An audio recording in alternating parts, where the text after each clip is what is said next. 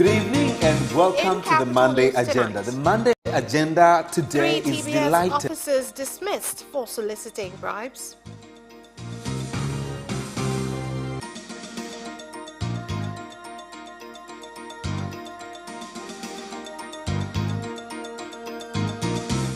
Minister of Minerals threatens to revoke Stamico's license.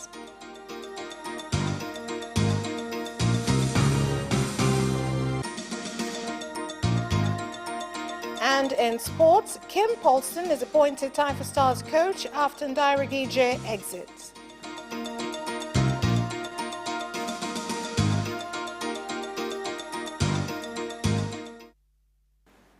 Good evening, this is Capital News at 9:30. My name is Vanessa Victor. Let's get started with the national news.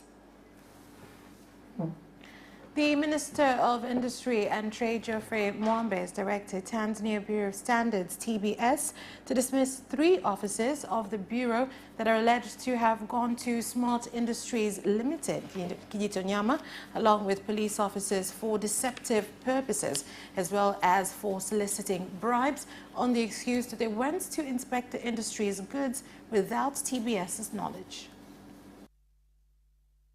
Na walivyofanikiwa kuchukua hizo fedha, kwanza walioweka chini ya ulinzi, kwa maana walimchukua mwenye kiwanda na mke wake na muhasibu. Factory owner, his wife and the treasury were under arrest. The incident is regarded not only corruption but also robbery. After they left, that was when they managed to make phone calls to relevant authorities like police force, TBS and the ministry office. The government's aim is to increase the number of investors of within and outside the country. That is why Tanzania Bureau of Standards carries out regular inspections. The Minister of Minerals, Dr. Biteko, has directed the Acting Executive Director of the Minerals Commission, Engineer Yahaya Sambamba, to give notice to the State Mining Corporation, Stamico, of their intent to revoke the license for failing to open mineral shops in Geita and Mwanza, as well as other small centers in Ramgasa, Geita, and Itungi, Mbeya, for no reason.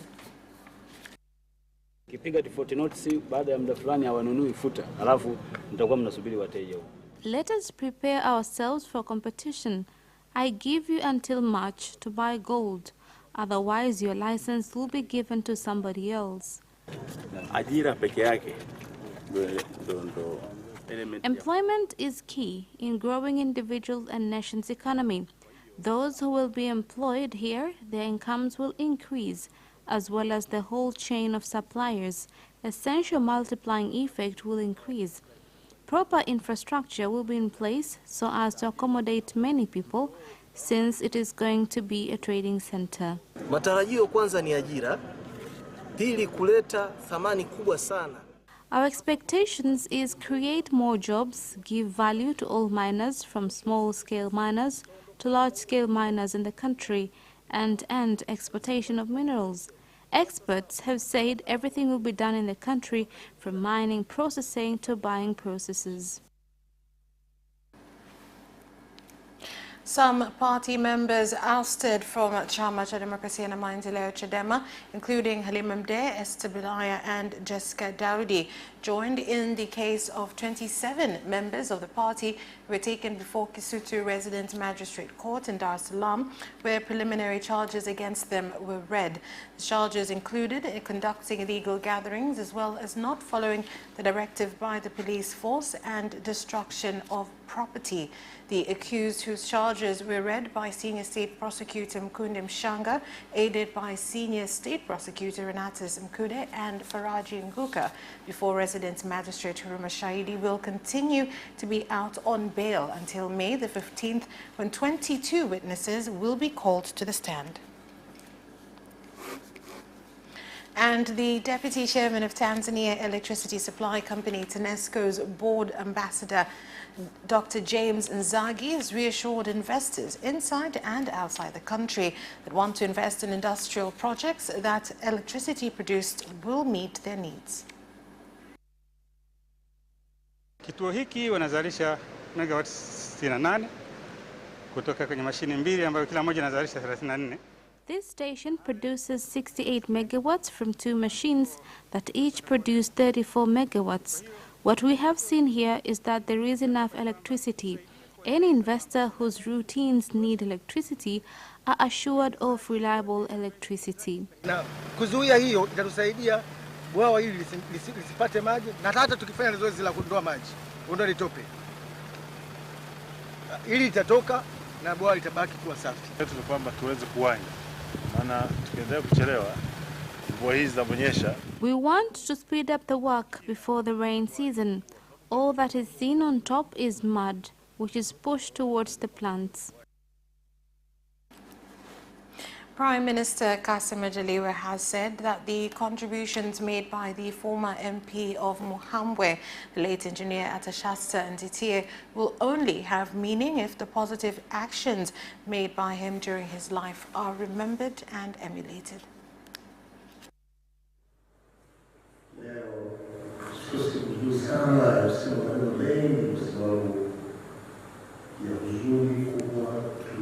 Today is not a good day to say a lot of words because we're in great sadness.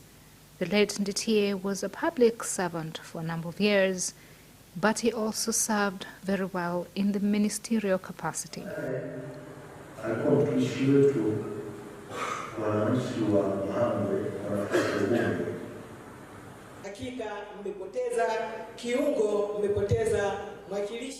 You've lost someone who truly cared for his constituency, but God's will was far greater, and may the name of the Lord be praised. Kama angefahamu angetuaga. Na kama si kutuaga basi namna yake tu ya kufanya haya mambo pengine ingekuwa tofauti. If he knew, he would have bid us farewell. If that was not the case, the way he acted would have been different. We were together in Parliament, and the last time he spoke in Parliament, I was there, but no one knew this was the last time we would hear him speak. And the police force in Coast Region is detaining farmer Mrisho Mhina Ali, a resident of Miona Ward, after shooting and injuring Tatu Bakari, a resident of Mafungu suburb, who was in his farm, which neighbors that of the accused, who had thought that he was shooting at a neighbor. Tatu Bakari Hassan, miaka 55, huyu mkulima wa kijiji cha Mafungu, kitongoji cha Mafungu. Alijaribu kwa kupigwa risasi katika mguu wake wa kulia akiwa shambani kwake. Huyo mtu aliyemjeruhi alidhani kwamba anapiga nyani alio kwenye shamba lake la mahindi. Kwa hiyo alipokuwa amepiga risasi ile kwa kutumia ile gobole yake, akakuta amempiga huyo mama Tatu Bakari Hassan. Sasa sisi tunamshikilia mtu anaitwa Mrisho Mhina Ali, miaka 42, mkulima wa kijiji wa kata ya Miono, kwa tukio hilo. The government has received cervical cancer screening equipment worth 800 million shillings that will be used to screen for the disease in 4 regions of the southern highland zones. Shirika lilifanikiwa kununua takriban mashine 79. Almost 79 machines and 104 carbon dioxide cylinders worth more than 800 million shillings. These equipments will allow some health centers handle preliminary symptoms or even treatment before sending patients to referral hospitals. Uchunguzi wa viashiria vya awali au tiba.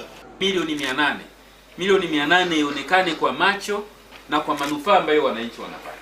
The amount of money spent in purchasing these equipments must be relevant to its users.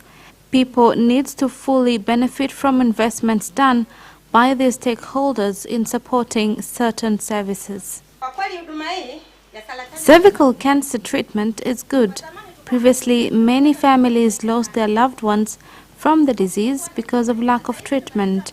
We are grateful that this treatment has reached to regional level. That's all for the national news. International news is next.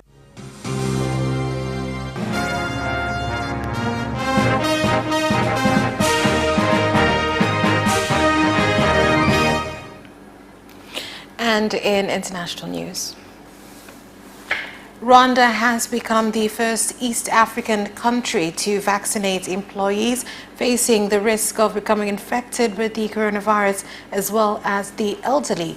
The Ministry of Health has said that the vaccine will begin to be given to health workers, immigration officers, police officers, and the elderly.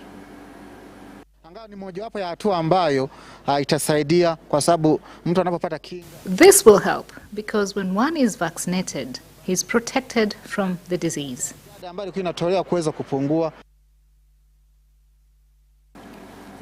Donald Trump's acquittal in a Senate impeachment trial on a charge of incitement of insurrection for his role in the United States Capitol violence does not spell an end to possible accountability for the former president. Trump's actions and words leading up to the deadly January 6th violence in which rioters stormed the seat of the U.S. legislature as Congress met to certify the election victory of President Joe Biden garnered more bipartisan support for conviction than any previous Senate impeachment trial. Legislators from both parties have since called for Congress to set up an independent commission like that created after the 9/11 attacks. And relations between the European Union and the government of Uganda on democracy and human rights issues have continued to sour, with the EU calling on President Yoweri Museveni to address the problem of harassment of citizens done by security officers. The EU has announced its intention to impose sanctions of police officers and some top government officials implicated in the allegations.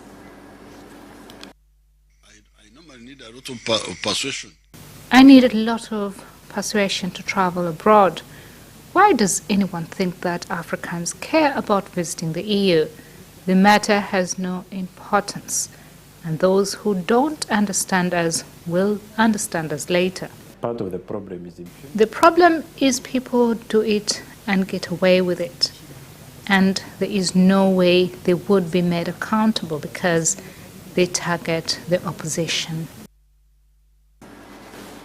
That's where we leave off with international news. We'll be back with business news after this break.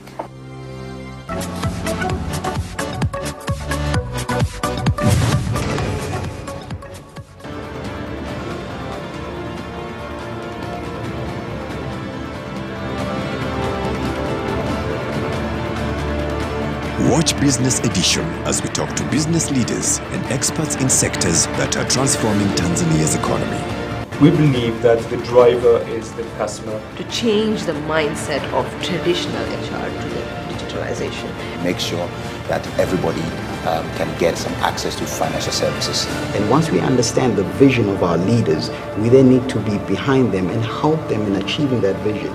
Business have involved mercantile operations, trade guilds, or shared agricultural production, infrastructure, construction, financial sectors, tourism, and mining. Business Edition on Friday at 8:15 p.m.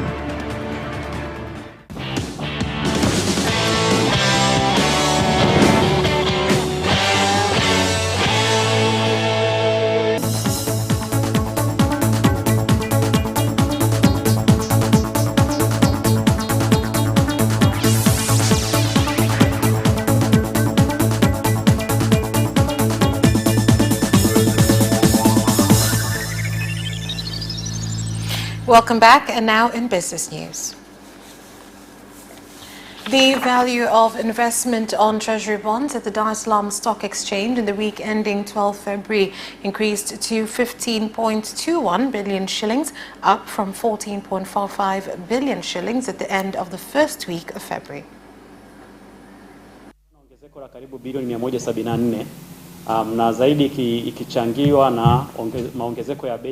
There was an increase of almost 74 billion shillings contributed by increase in prices of certain companies like DSE, Jatu, East African Breweries, Jubilee Holdings, National Media Groups and KCB, leading treasury bonds to reach 13.25 trillion shillings comparing to last week, where there was a decrease of almost 134 billion shillings. Tanzania Private Sector Foundation, TPSF, has said that among issues entrepreneurs claim to hinder investment activities include the value-added tax, VAT, and tax returns for sugar imports.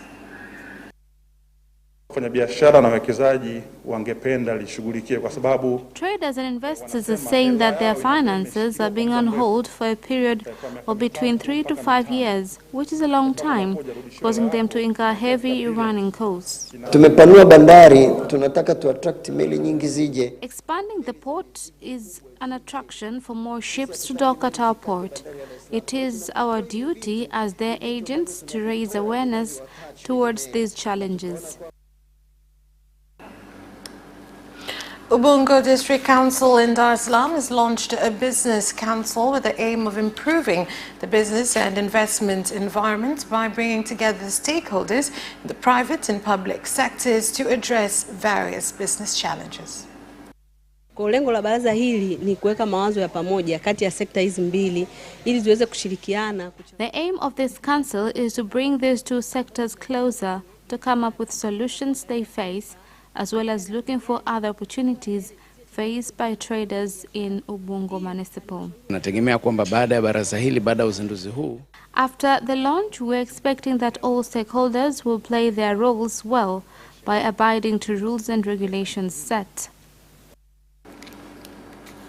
That's all for business news. Sports is next.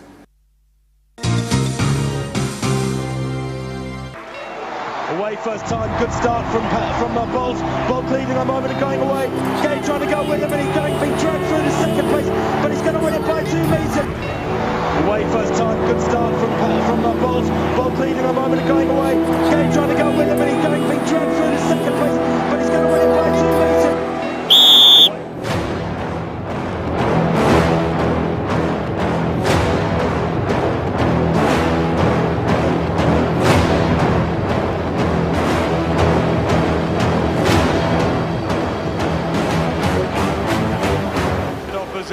Joaquinho, he did lose and then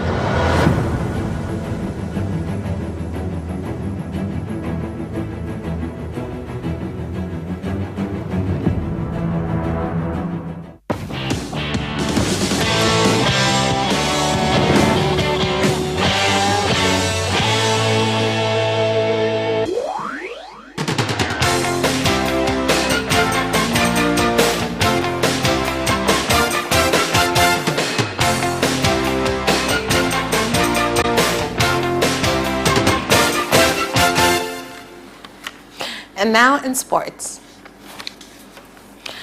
Kim Paulson has been confirmed as the new head coach of TAIFA Stars by Tanzania Football Federation. Here's the story.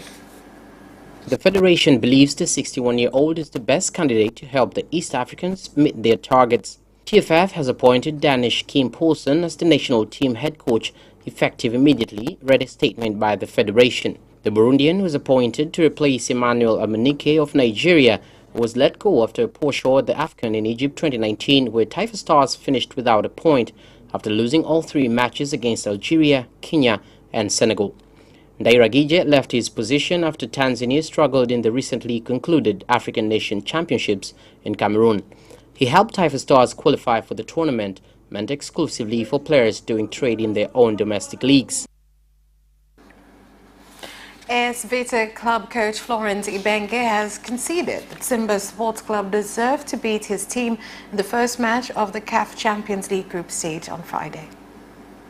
Despite playing at home, the Democratic Republic of the Congo side suffered a 1-0 defeat against Msimbazi Giants from Tanzania in the Group A fixture played at Des Martyrs de la Pentecote in Kinshasa. Zambian striker Chris Mugalu gave Simba the deserved win, which saw them move top of the group after he stepped up to convert from the penalty spot, sending AS Vita custodian Omosola Mejo the wrong way.